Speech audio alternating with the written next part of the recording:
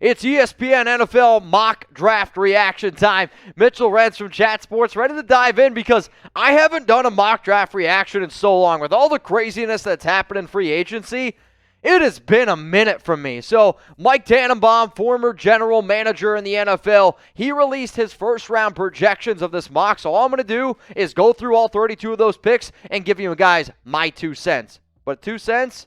No, this show here is for free, so hit that sub button. Let's here look at the first 4 picks. You got the Jags, the Lions, Texans, Jets. With the number 1 pick, the Jacksonville Jaguars go ahead and they select Aidan Hutchinson, defensive end from Michigan. I think this is your locked and loaded, guaranteed number 1 overall pick. At number 2, I love the prospect. I love Sauce Gardner. He is my top corner, and I've been saying that for months.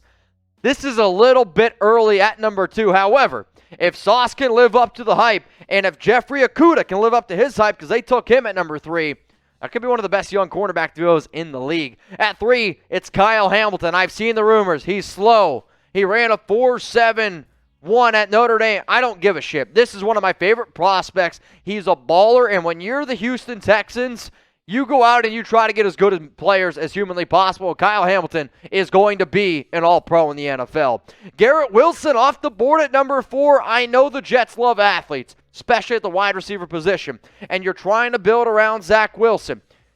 Garrett Wilson, though, to me, is a little bit too much of an athlete and a little bit of a route runner, which at pick 4, it's just too early for me, man.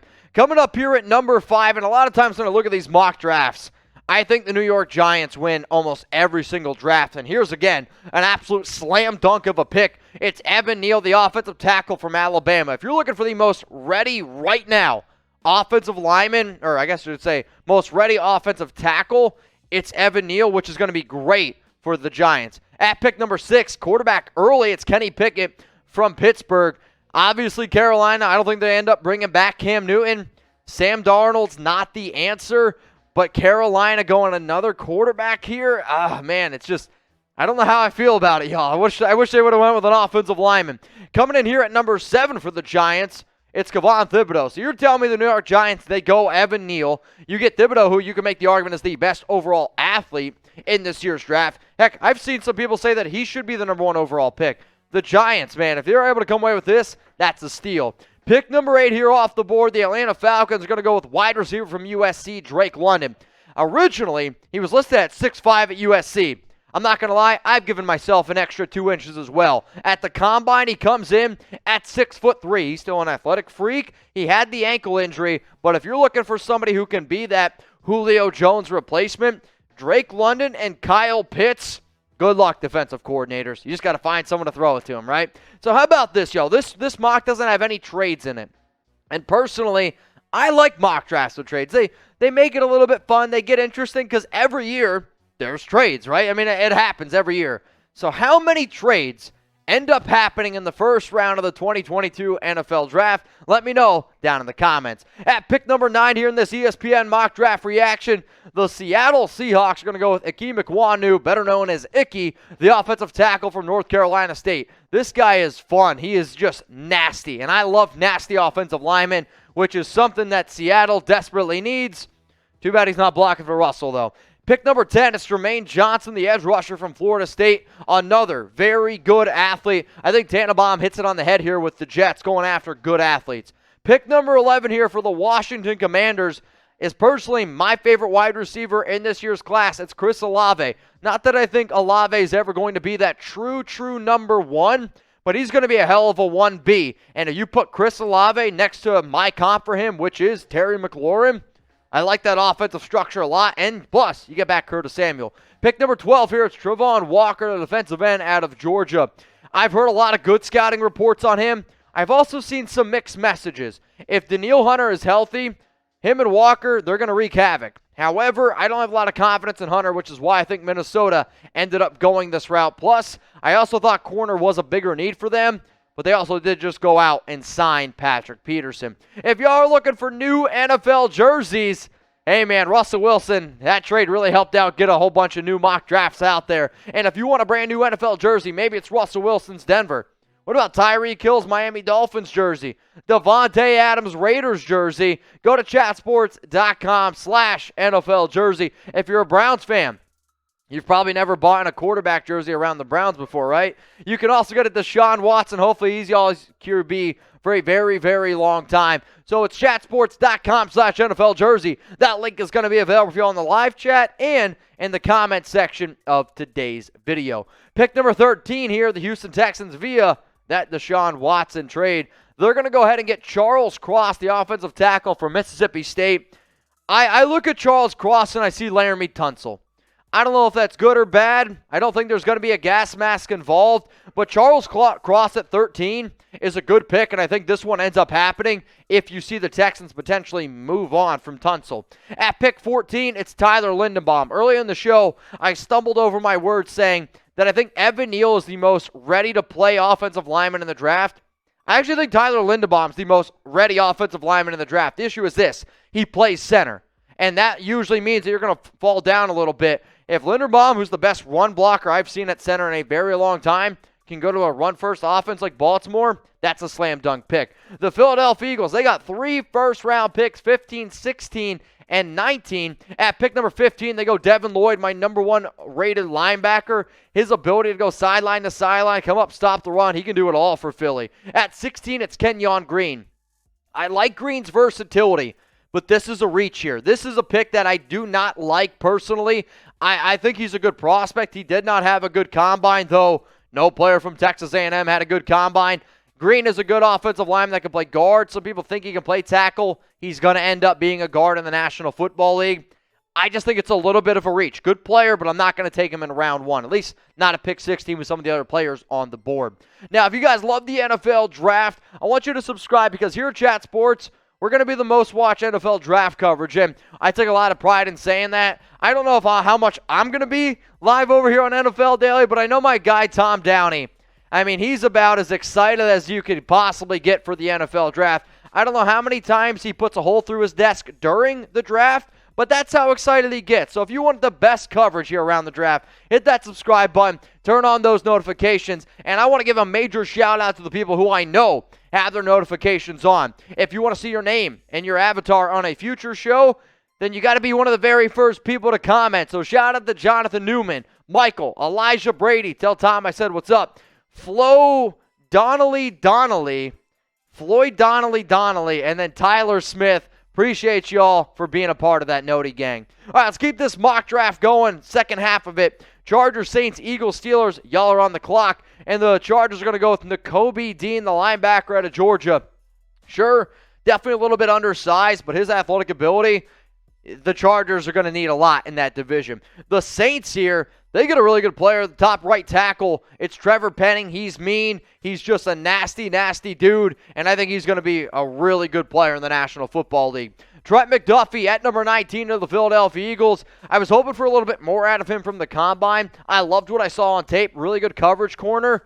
But him and Kyler Gordon, man, their combines were bad, y'all. At pick number 20, the Pittsburgh Steelers, they get Malik Willis, and I'm kind of surprised that Willis fell this far. I don't see Willis falling. If you were to tell me, Mitch, a quarterback goes in the top 6, who is it? I don't think it's Kenny Pickett. I think it's Malik Willis. So the fact that he fell all the way here to 20 in this mock is a really good value here for Pittsburgh. The New England Patriots are on the clock, and at pick number 21, they're going to go with Andrew Booth Jr., the cornerback out of Clemson. Now remember, while I'm filming this, it is Wednesday, and news just came out that Andrew Booth is having hernia surgery. All the people expect him to be ready to go for the regular season for training camp. So I don't know how much this impacts you, but I love Andrew Booth, and I think he'd be a hell of a fit there in New England, trying to replace J.C. Jackson. The Green Bay Packers, they traded away Devontae Adams to the Las Vegas Raiders, so now they're going to go ahead and take Jahan Dotson. I think Jahan Dotson's explosiveness, his route-running ability is something that I've always loved from him from Penn State. Undersized, I think Dotson's best situation would be if he could fall to Kansas City and try to take over that Tyreek Hill role, but Green Bay's got a hell of a wide receiver here. 23, the Arizona Cardinals, they're going to go David Ojabo. Now, Ojabo tore his Achilles at Michigan Pro Day, and I've seen some people say he might not go in round 1. If you're a team that believes, you know what, we don't need a player right away, then maybe you go ahead and make this move here. However, Arizona's going to try to replace, or you got to try to replace Chandler Jones in some way. You're not going to have a Jabo for the entire first year. I personally wouldn't take a Jabo in round one. The Dallas Cowboys are on the board here. They're going to go Derek Stingley Jr., the cornerback out of LSU. His 2019 tape, if that's what you get here, you can make the argument he's the best cornerback in the draft. A little bit inconsistent play. The health hasn't 100% been there. But Derek Stingley, I love what I see out of him sometimes, and I think at 24, this is tremendous value. So the next 3 years of the NFL draft, you got Las Vegas in 2022, Kansas City in 2023, Detroit in 2024.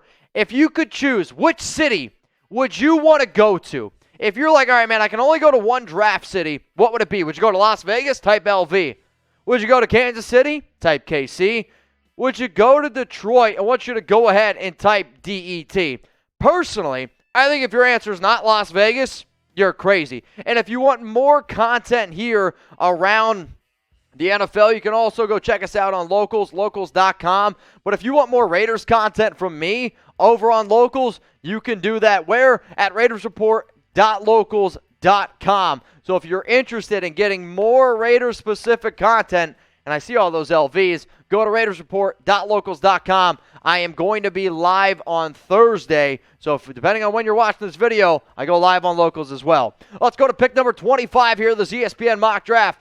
Bills, Titans, Bucks, Packers. Kyler Gordon, cornerback from Washington. He's coming off the board here. Here's another player that it's hard to wrap my mind around because I saw how bad his pro day or how bad his combine was. Though when I turn on the tape, I see a good player. But I don't think that he's going to go in round one. At pick number 26, that's the Tennessee Titans. You're telling me right now, Treylon Burks to the Titans, this is a really good move here for Tennessee. You got A.J. Brown, Treylon Burks. You just went out and you traded for Robert Woods. You went out and got Austin Hooper as well. You have Derrick Henry. That's the best team. That's the best team. Yes, Ryan Tannehill is up and down. Producer Jeff's like, you still need a QB.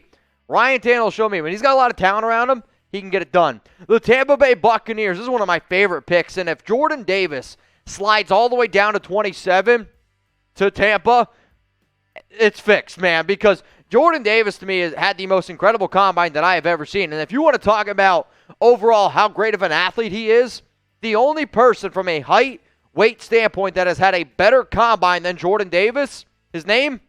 Megatron, Calvin Johnson. That's how good Jordan Davis was. At pick number 28, the Green Bay Packers. They're going to address the interior offensive line. They're going to go Zion Johnson, the offensive guard from Boston College, which means the final four picks here in this ESPN mock are the Chiefs via San Francisco, the Chiefs again, the Bengals, and then the Lions. So the Chiefs pick is technically, remember, from the Tyreek Hill move, but Tyreek Hill, the Dolphins pick, was also originally from San Francisco. So that's how that ties in. And with that move, they're going to go out and get Jameson Williams, who I love his ability. I think he's going to be ready to rock and roll week one. That means you got Jameson Williams, Juju Smith-Schuster, MVS, McCole Hardman. A lot of talent there to build around Patrick Mahomes. Then the next pick, Arnold Ebiketie, the defensive end from Penn State. Really good athlete. You know Penn State's going to have good athletes. And the more edge rushers you can add when you're going up against, you can say what you want about Derek Carr, top 12 quarterback, Justin Herbert, Russell Wilson. This is a good move for Kansas City. The Bengals, they're going to go with cornerback from Auburn, Roger McCreary. He brings a lot of toughness is a word that I'll use. They need another corner out there. Definitely curious to see if they go out and get somebody like a Stephon Gilmore who's been linked to Cincinnati. If they're like, no, we'd rather go in the draft, McCreary's a pretty good option there. And then at pick number 32, it's Matt Corral, the quarterback from Ole Miss. I love Matt Corral. In fact, he was probably my number one ranked quarterback before the offseason started. I had Corral at 1, Malik Willis at 2. I'm going to go a little bit more recency bias because I've been able to see what Malik's been able to do on the field and he's healthier, which is why I have those two flip now. But Matt Corral at pick 32 to the Detroit Lions? Yeah, man, I think it makes a lot of sense. So let's go through this mock draft one more time here really quickly. And if you guys made it this far in the show, just know that I appreciate you here at Chat Sports. And if you haven't already, you can go ahead and like the video. We're going to be pumping out a whole bunch of NFL draft content. So please, make sure you click that subscribe button. Make sure you turn on those notifications. That way you never miss a thing. And the NFL draft is going to be here sooner rather than later, and I want you to join us for our live NFL draft coverage. So after going through Mike Tannenbaum's mock draft, let's go back to school here. Let's get into the grade books. I want you to grade that mock. A is you absolutely loved it. B, it was a good mock. C, it was average. D, in the words of Tom Downey, or it was an F. So go ahead, grade the mock draft. Let me know what y'all are thinking.